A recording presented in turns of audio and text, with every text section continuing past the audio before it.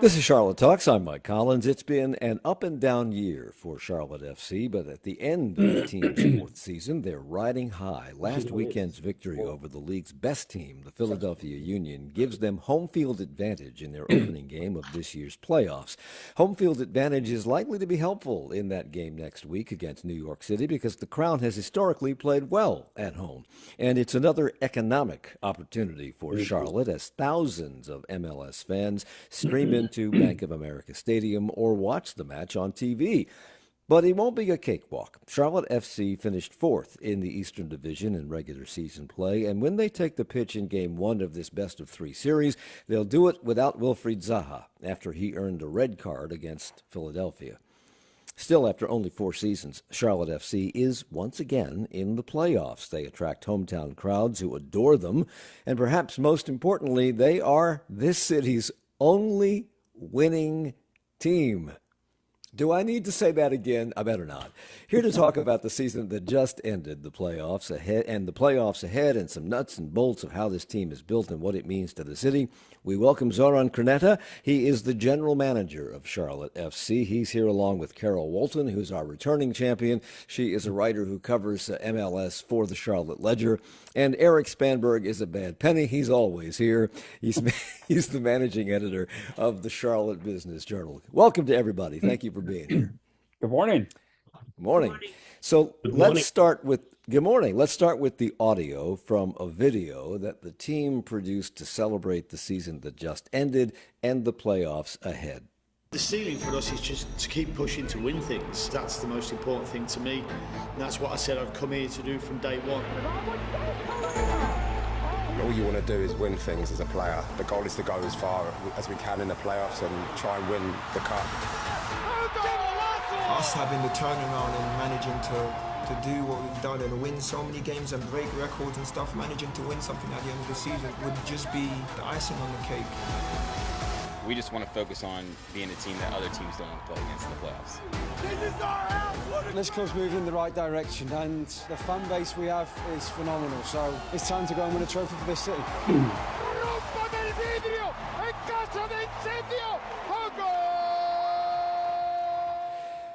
So, Zoran, you're the one that has to follow that. You've been with this club since the very beginning, arriving here, I think, in 2019, 2020, somewhere in that neighborhood as the club's inaugural sporting director. You were there before there were players, before Coach Dean Smith arrived on the scene, before anybody knew for sure how Charlotte would take to Major League Soccer.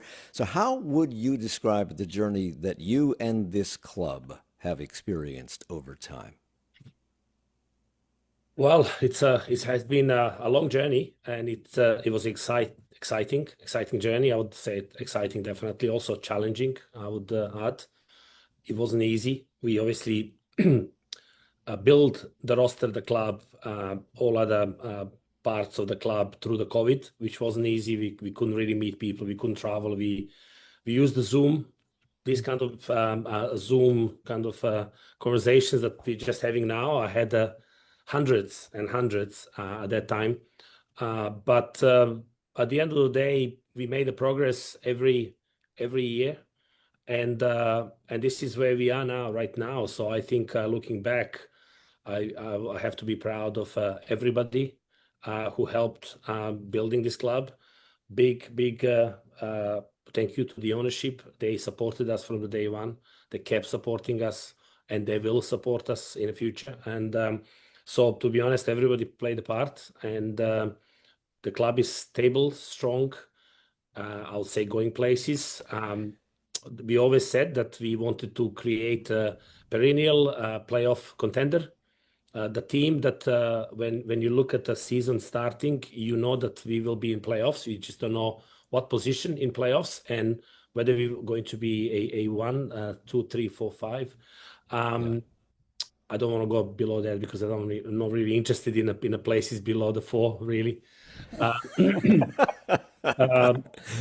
So this is what we are now. And to be honest, the owners Nicole and Dave Tepper challenged us some 2.5, 3 years ago for us to be 2025, 2026 among the top 7, 8 clubs in this country, and I think we're already there. So the next step will be to start looking at building the team that can win the trophies. Well, given the record that you just talked about, could you have imagined, did anyone imagine that this team would be as successful as it has been in terms of wins and losses, and also in terms of the popularity amongst fans? Could you have imagined that? To be honest, with the fans, I really didn't know much when I first landed from London on a totally empty plane. It was very, very a freaky feeling flying on a Boeing 777 that is carrying the pilot and air hostesses and a hostess and a couple of passengers, and that was really freaky and weird.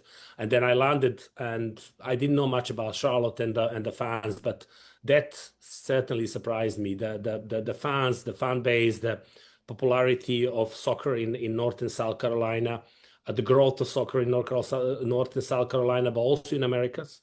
That part I was very, very surprised. And the part of the success, no, we planned it. We had our plan, we had our strategy. Sometimes you hit some bumps on the road, as you know. We had some challenges in a year one, a year two with a coaching changes and some other tragedy that happened, and a few other issues that team gone through. But it just made us stronger and more resilient. I just want to say, Carroll, that the Panthers too have a plan.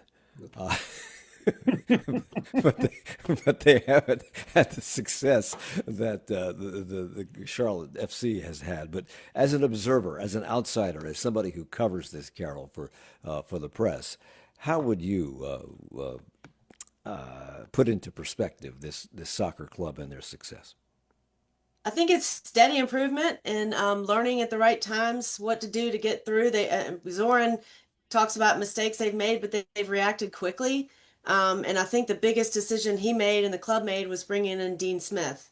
And I think that has really solidified what they're doing and where they're going, and helped attract top quality players here. And those players are what have helped them reach that top four level this year. So, Eric, take us back to the beginnings when Major League Soccer announced that Charlotte would be one of the cities for an expansion team. What did most people see as the future? What did they see? What did they believe would be the result of that?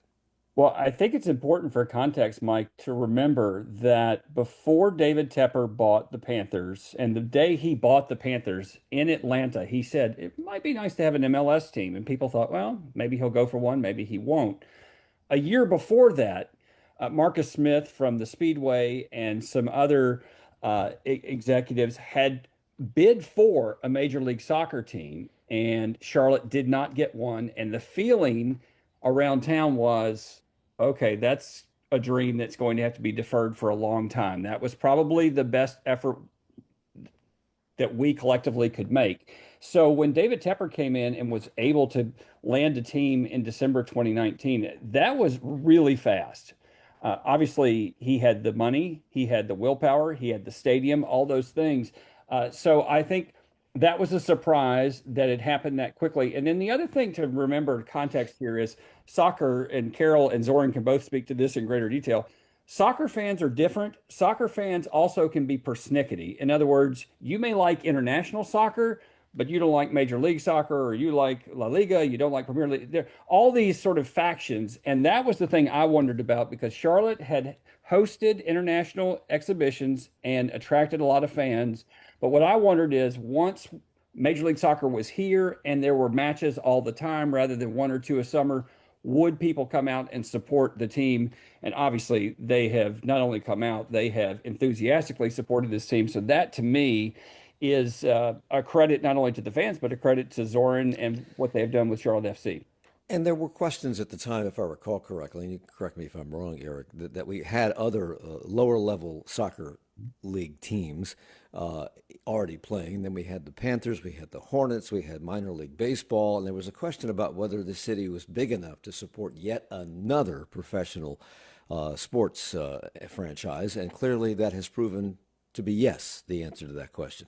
So, Carroll, take us through the season. As I recall, the club started strong. They had a slump in the middle of the summer, and then they came roaring out of it. Would that be accurate? That's accurate. And I think in MLS, a lot is made, and rightfully so, about whether you play at home or on the road. And Charlotte had, kind of a fair, even schedule early on, and then had to hit the road, 10 out of 12 games. And that's when they did their losing. And it kind of compounded as, it kind of knocked them back a little bit mentally and the physical toll of traveling. So, really, if you trace the trajectory of how they've done, the road is when they struggled, and then they came home for a great stretch and then use the momentum of that to carry on into the playoffs. Well, I was going to ask you, Zoran, to what do you attribute both the slump and the comeback of this team? And I'm curious about why teams tend to play better at home as opposed to on the road. Is it just the travel schedule and the tiring nature of that travel? Well, you have to go a little bit deeper because I think the Major League Soccer rosters are not necessarily big and they're limited. So we don't have a luxury of, let's say, the Mexican teams who have 30 plus players who are all first team players. So we have a mix of first team players, experienced players, and then a lot of youngsters. We call it reserve and supplemental rosters. And those players not necessarily have experience traveling on the road, but playing on a heat and playing on a cold and traveling back and then arriving home 4 o'clock in the morning, and then next day training a little bit, and then traveling again the following day, and then so that's a very really difficult schedule for some players. On the top of that, we hit some injuries to the key players, especially defensive players. Our fullbacks were both injured. Our goalkeeper had who is one of the best goalkeepers and won the goalkeeper of the year last season.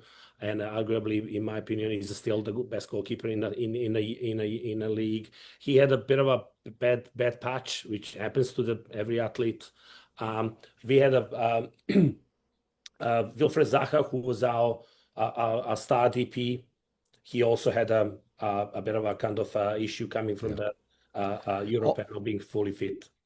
All of which we're going to talk about as we continue to look back on the fourth season of the Charlotte FC Football Club and look ahead to the playoffs, which begin on Tuesday on Charlotte Talks on WFAE. Talk to me. You said something interesting in that last answer, Zoran, and that was the fact that the players, when they travel, have to acclimate themselves to the heat and the cold. And these are players from around the world, but in Europe, I would think they don't have that same temperature range during the season, do they? I mean, aren't they used to playing in a certain... No, they don't. You're right. You're absolutely right. We played, to be honest, this summer was really the heat waves were really strong this summer in the United States. And the European players who came to play a Club World Cup, and some of those games were played in a Bank of America stadium, like Real came, Bayern came, Benfica. These are the elite European teams. They all struggled. The players struggled and complained. Chelsea played as well here. So I think the same goes for our players who we importing from Europe. It takes time for them to adjust on specifics of Major League Soccer. Traveling, heat, altitude, time zones, that all kind of plays the part. So obviously it's easier if you have 2 games at home to kind of play at home and stay at home with your families than to travel non-stop. I also want to talk about the difference in these different leagues that somebody already mentioned, and you just mentioned again, because there's some differences that the players have to become accustomed to, and we'll talk about that and more when we come back. It's Charlotte Talks on WFAE.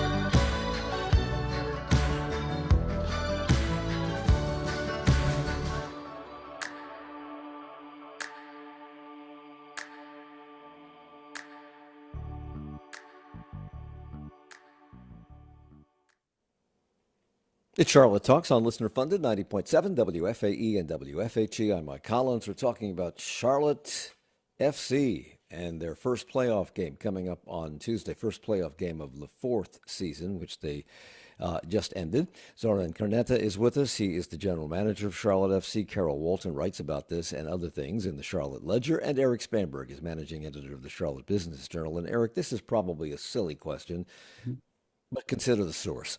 Since since Charlotte sports fans are accustomed to disappointment, let's put it that way, do the winning ways of this team cause the fans to be even more disappointed when they're having a slump like they did last summer?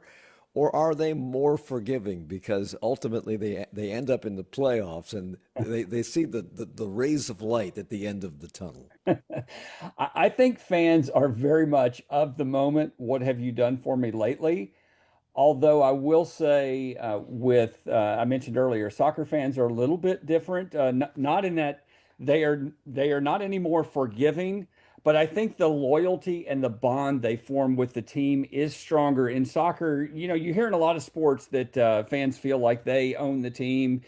In soccer, that's several magnitudes stronger. They really they focus on every single detail of a team, of a stadium, of how the game is presented. And Mike, that reminds me, as we were talking earlier about whether there was room for Charlotte FC, one of the things that they have done extremely well is they have diversified the sports fan in Charlotte. You go to a match at Bank of America Stadium, that is a much different crowd, much more diverse crowd than you might see at a Panthers game. So I think that also has to be factored into this. Carroll, you mentioned Coach Dean Smith and his contributions and what his arrival has meant to the team and to the fans and to the winning experience of this. And then we've also had some very accomplished, high-profile players that have come on and off the team over the years, and the coaching staff, the staff has matured as the seasons have progressed. What do you think is the biggest factor in that what appears to be a winning combination? Well, first of all, I know Dean Smith came in and solidified the defense. And after watching the first couple of years, I know Zoran, there were nights where a, the other team taking the ball could get down the field in like 2 seconds. That doesn't happen anymore. So they play solid soccer, and then the rest they've added offensive pieces this year and made some improvements there. And so you just get the sense with Dean, he has an answer for when things are going wrong. He doesn't panic when things aren't going well, and then he doesn't get too high when things are going great. So you just get the sense that he knows what he's doing, and he and Zoran are working together to fix the problems when they come up. Zorn, I know that you play a major role in choosing the players and staffing the roster, which we'll talk about. Did you play a role in obtaining Dean Smith? And if not, who did and why Dean Smith? Yes, I think I played a major role in Dean Smith because I I knew him from before, and I actually even hosted him for dinner in Charlotte 2 years prior to his arrival. His son was playing a college soccer, so he was on his way to meeting his son and going to Bermuda for holiday with his whole family. His wife Nicola and daughter Katie came as well, and son Jamie. And they came to our game against Red Bull, and I hosted them. And then after the game, we went for dinner in Barcelona wine bar, I remember. And and driving back from that dinner, we had a really good time. We obviously won 2-0, so I was in really good mood. And driving back home, I remember talking to my wife Rosie, and I said to her, "What a nice man, what a good guy. I'd love to have him as a coach one day, but I know it's impossible because at that time he was in England Premier League with Aston Villa coaching." And fast forward 2 years, and he was just left Leicester City in the Premier League, and he was available. So I made a phone call, and it wasn't easy, but we managed to get him. So let's talk about some of the standout players this season. One of whom has been Kerwin Vargas, who played, I think, all 34 regular season matches. There's also Christian Kalina, who recorded 12 clean sheets. And for those who don't follow soccer, that means he allowed no goals from the opposing team. And it is said that his shot stopping was pivotal all season long. And of course, there's Wilfried Zaha, who helped us win against Philadelphia last week. Talk about those and other players that you feel, Zoran, have been important to the team's success this year. Well, as a new franchise, you you try to bring the players, and you bring like a 30 players through the door in a few months, and then you hoping really that everything will work very well, because you kind of trying to second guess sometimes, and you lose some players and you get some players, and but team are maturing, and with every year we were trying and succeeding. I would say, adding the right pieces to the kind of puzzle of the team. So Wilfried is just one of the last pieces. Christian Kalina was one of the first pieces, and he was excellent for us from the start, from the day one. And then Kevin Vargas was one of these, our first under 22 initiatives. We brought him as a 19, 20 years old from Portugal, second division, and he's done brilliantly. He's now settled. His family is here. It's I mean, this is his best season ever. And I think you can see the progress of the whole team, but also progress of individual players. And players like Wilfried Zaha, kind of cherry on a top, really. They're X factor players, the players that actually can change the game within a seconds. And Wilfried showed this season. He had excellent numbers, and he got to know the team better, the league better, the stadium better. So I think it's a slowly progress that actually kind of culminated at this stretch of the games. In the last 13 games we had 11 wins, which I think it's incredible results. You mentioned Kalina. Did you want to say something, Eric? Go ahead. I wanted to ask Zoran. I wanted to ask Zoran a question, actually, which is, I think you said this week that you view Idan Toklamati as sort of the new face of the franchise. You've said that there's really no amount of money that could convince you to part ways with him. So for people who maybe haven't followed the team closely, if you could introduce them to Idan, and maybe also share the historic nature of the MLS's first twerking penalty achieved by Charlotte. So Idan Toklamati is one of our under 22 initiatives that we are heavily using our B team, Crown Legacy, to put young talented players that we find around the world and who are potentially not ready physically, mentally, even tactically, so in some cases, and we put them through the B team for 6 months or a year. And then once they're ready, we introduce them to the first team. And Dean Smith has a good history and a pedigree working with the young players. So this is what allows us to do these kind of moves. And Idan is Israeli. His father was originally from Benin in Africa. His father played in a World Cup long time ago. So he has a soccer pedigree, if you like. He's obviously we knew what we have in the house when Patrick Ajamang was still with us, but Patrick done extremely well as well. So he was playing, and Idan was lurking in behind. But once we realized the potential of Idan, and he trained with the first team, gone to the preseason with the first team, and started playing some games, then we didn't have any hesitation in kind of moving Patrick Ajamang, selling him to the England, and for the obviously best possible price for the club, and then introducing Idan. So Idan is one of quite a few players that we have coming through the B team that we actually acquired in the past 18 months. They are young, they are hungry. I think they're very talented, and I think we'll hear more from a few others as well, not only Idan. You mentioned how Kalina has been a major factor in the team's success since he arrived. In fact, he was goalkeeper of the year in the league in 2024. But when the team was going through its slump this summer, he also was going through a rough patch. But Coach Dean Smith says he had a big impact on the team's rebound this year as well. We had a down period in the middle of the season, but by God, he's come through that, and he looks a hell of a goalkeeper again. He makes saves look simple at times when they're not quite so simple. And, if I'm a defender in front of him, I'll feel safe when they get past me. So, Carroll, what did get the team out of its slump? How did he come through his rough patch?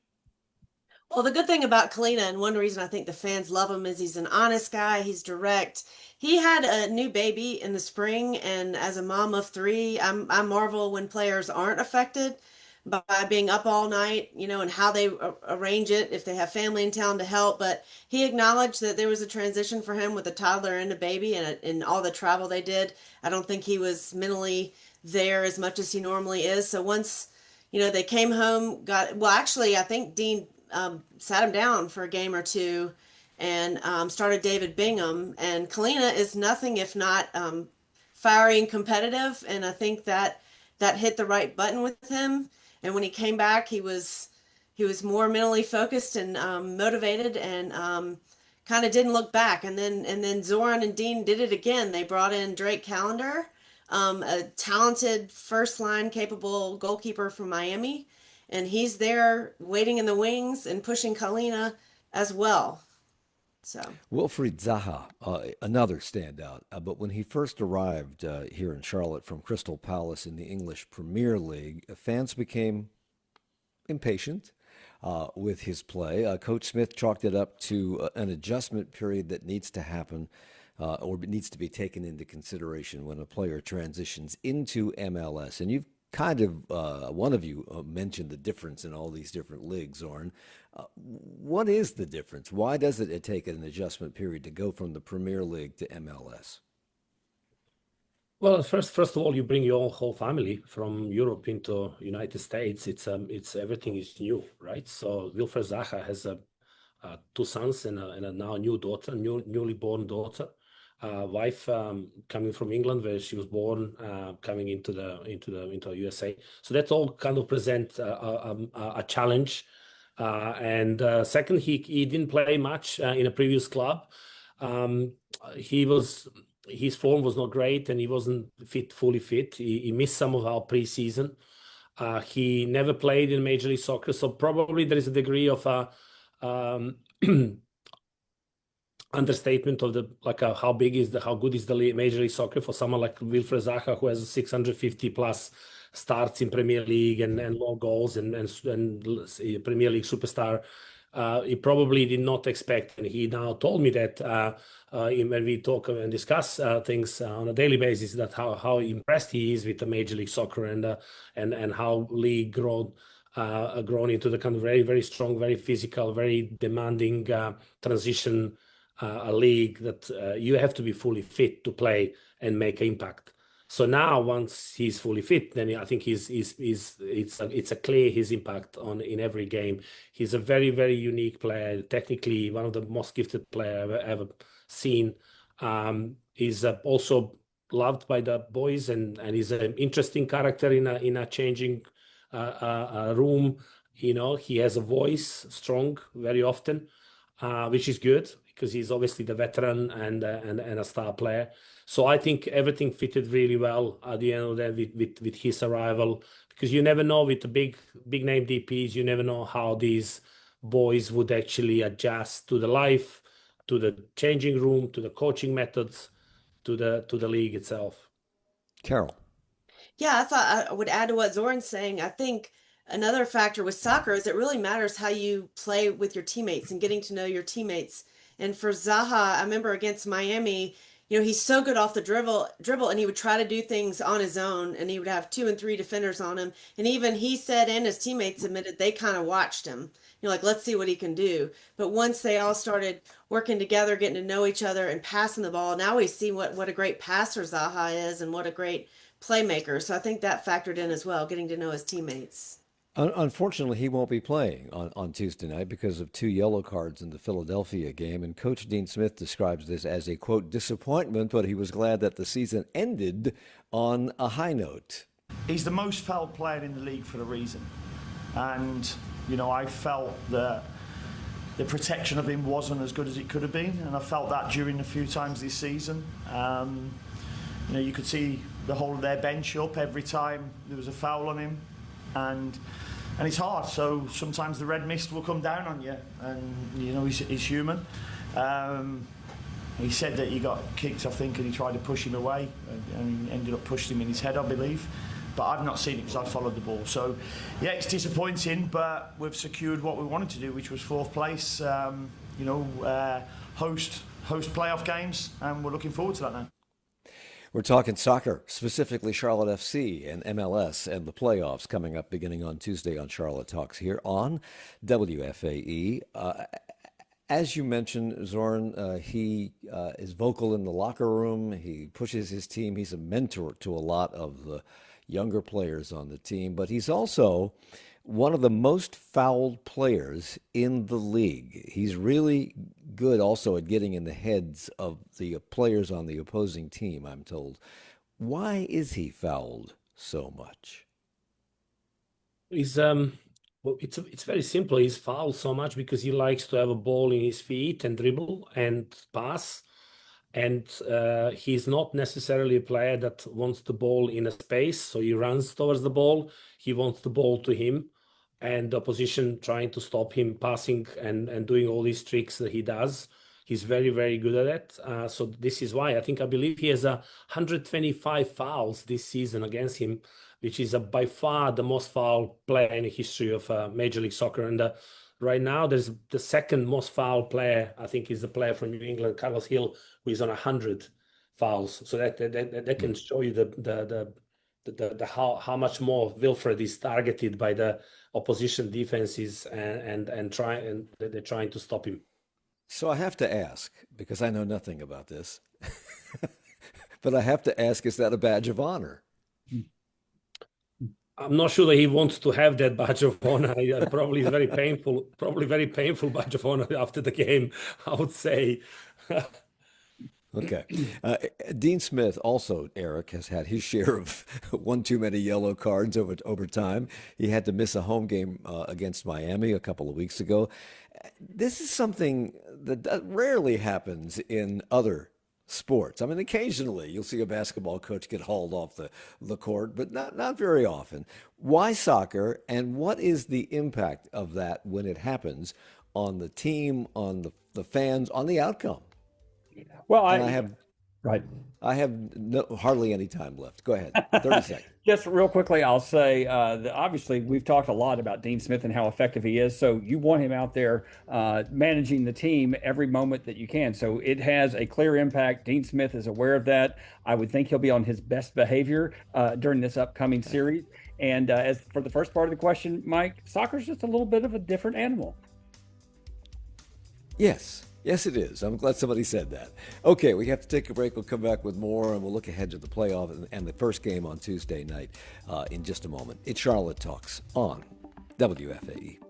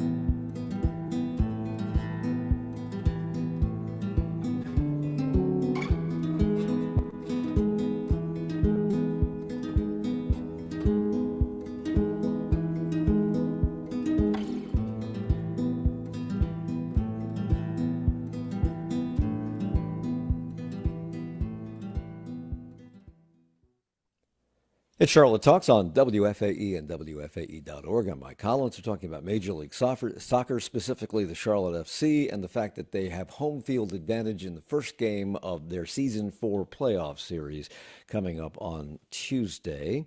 That's because of their win over Philadelphia, the number one team in the league last week. We're here with Zoran Krneta, general manager of Charlotte FC. Carroll Walton writes about this in the Charlotte Ledger, and Erik Spanberg is managing editor of the Charlotte Business Journal. Back for a moment to Wilfried Zaha. Coach Smith admitted that not having Zaha next week for the playoffs will be a loss. However, he again puts a positive spin on it by quickly adding that Zaha's absence creates opportunities for younger players. We've got players in the squad who can actually go and compete. Obviously, you bring a player like Wilf in for a reason, so he's going to be a loss for us. But as I say, we won here last year without our DP when Pep Biel was wrongly, in my opinion, red carded. You know, and we have to go and somebody has to go and show me that they're capable of doing that. So, you know, I'll be looking at the players that we've got available and you know, seeing if they can make that jump. You know, every team has stars, and every once in a while those stars, for whatever reason, can't play, and other players have to step into the breach. Is he putting a good face on this, Soren, Coach Smith, out of necessity, or does Charlotte FC not necessarily depend on its stars, given the nature of the game? Well, we had some games without Wilfred. I don't believe we lost a game without Wilfred, or maybe one only. So it's. I don't think he's putting a face. I think he's believing in other players that he has on his disposal, and I think there will be a chance for someone like Liel Abada, who is our DP player, who lost the place in the team to Kevin Vargas to kind of show what he can do, and we have some other players that can play that same position. So.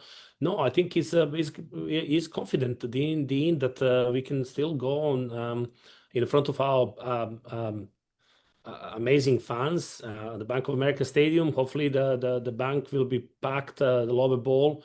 So, and will be similar atmosphere like Inter Miami, where honestly, I felt that if Real Madrid we playing, we would win, let alone Inter Miami. So, or New York City. So, with all due respect to those teams, once we have a fully packed Bank of America Stadium, we don't fear anybody.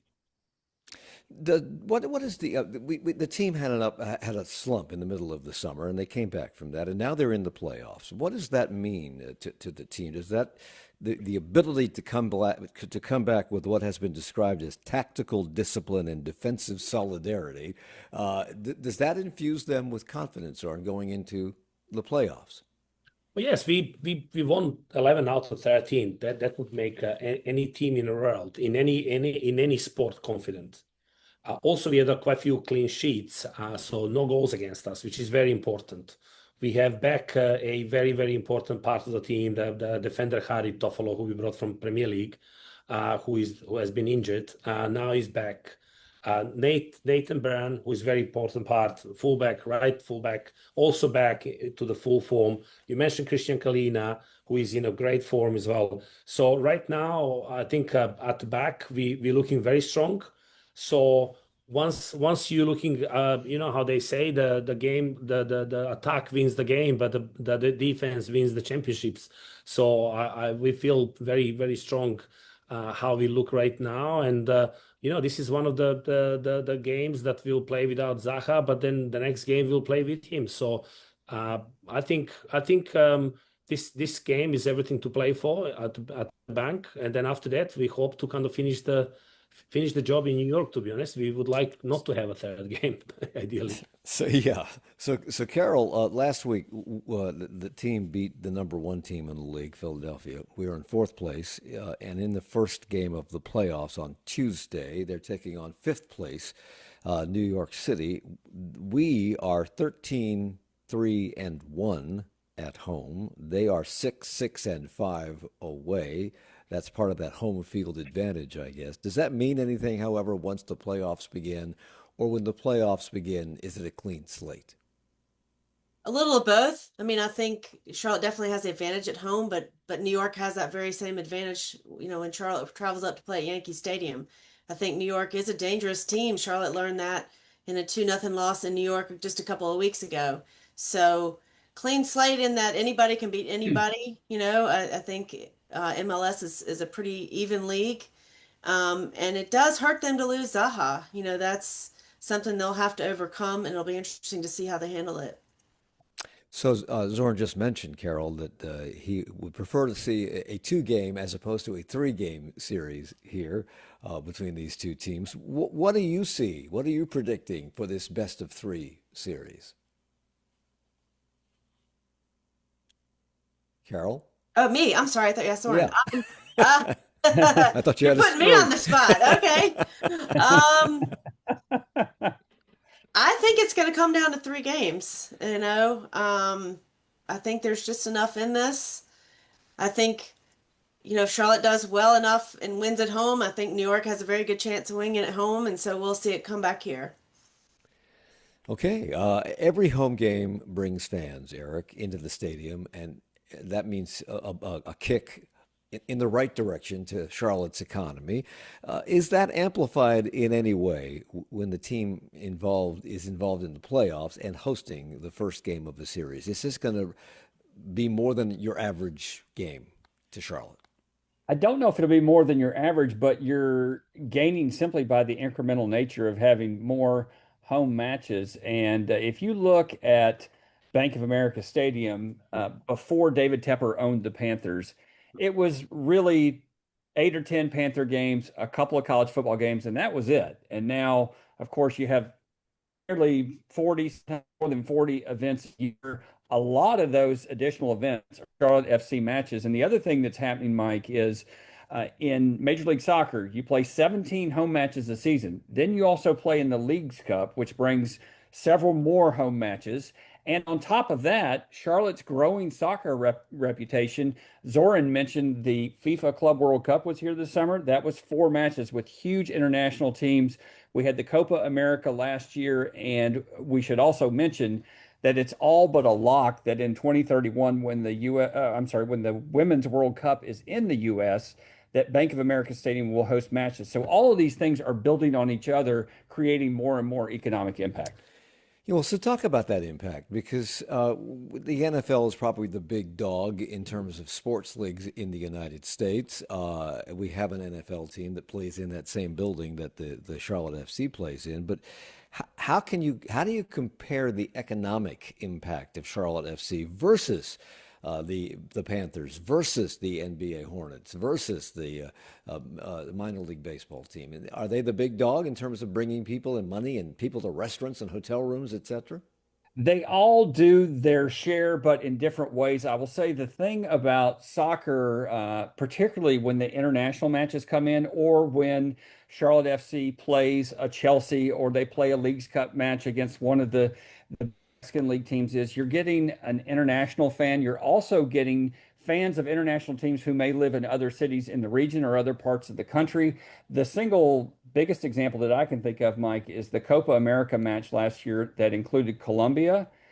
The whole city was essentially Colombia satellite location. And so that's easy math, right? When people are flying in, when they're staying in hotels, that is creating a whole nother level of economic impact versus your standard home match, which is important and brings in a lot of people, but it's just several magnitudes greater when you get those international teams involved. So again, I think it all builds on itself, but the soccer culture here, it is really surprising to me how quickly it has built and sustained itself. There was a time in Charlotte when the only franchise we had was a McDonald's, to paraphrase a sports writer's prognostications on the chances of our getting an NFL team a little bit from 100 years ago. We won't have to go into that. But the city was quite different then. And now we have the NFL, we have the NBA, we have minor league baseball, we have this soccer team playing in the MLS, we have another soccer team playing in a lower level league.